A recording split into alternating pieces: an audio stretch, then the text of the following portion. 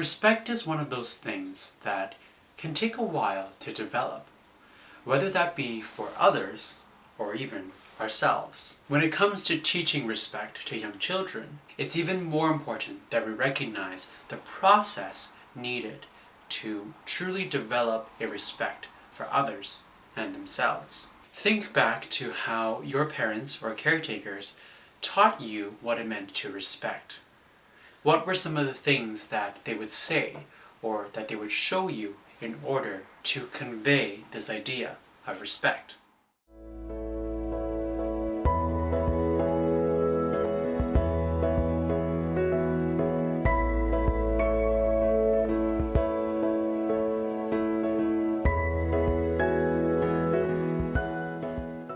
Picture this. You're new to a classroom and you're going around to say hello to all the children. You introduce yourself and you ask them for their name. You come up to this one child where you say to them, "Hello, my name is blank.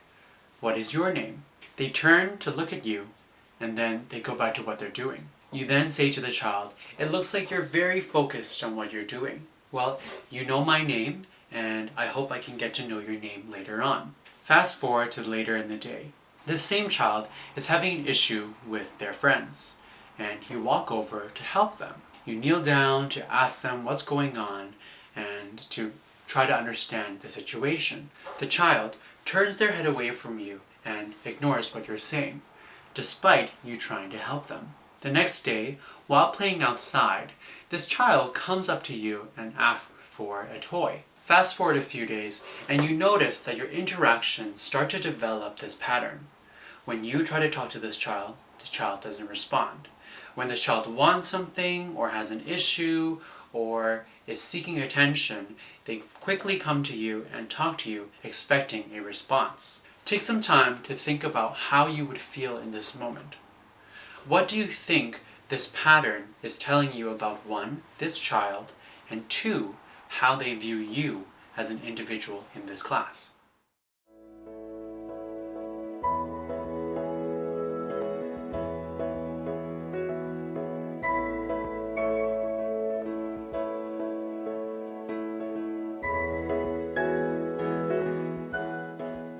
After taking some time to reflect on these thoughts, I went back the next day to this classroom and I waited for an interaction that would follow with this pattern that this child and I were having. And like clockwork, when I said good morning to this child ignored me.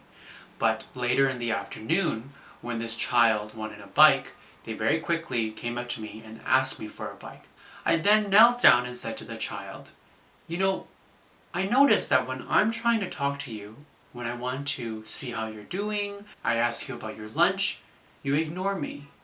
But when you want something, when you need something, you will ask me about it. Can you take a minute to think about how that makes me feel?" In the end, this child and I had a discussion about how our interactions made us feel. And we came up with a solution that if this child didn't feel comfortable or didn't appreciate my interactions with them, then they could tell me. And vice versa, if they just wanted to come and get something, they could also ask another teacher.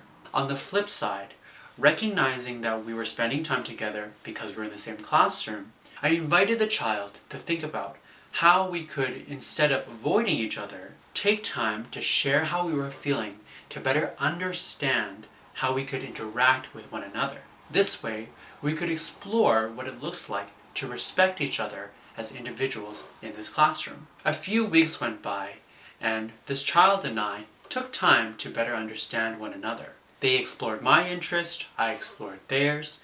We were able to find common ground to meet each other on. Often, when it comes to respect, there are different things that come in the way of being able to have that space. That said, we don't always have the opportunity to talk about what the differences are, so that we can respect one another. By modeling for children the importance of dialogue, the importance of clarity in understanding how each individual is feeling, then we are able to slowly develop a respect, instead of feeling like we are forced to respect someone just because. When this is modeled for children, they slowly develop a posture that is curious for others and recognizes that each individual has something special and unique about them that warrants their respect.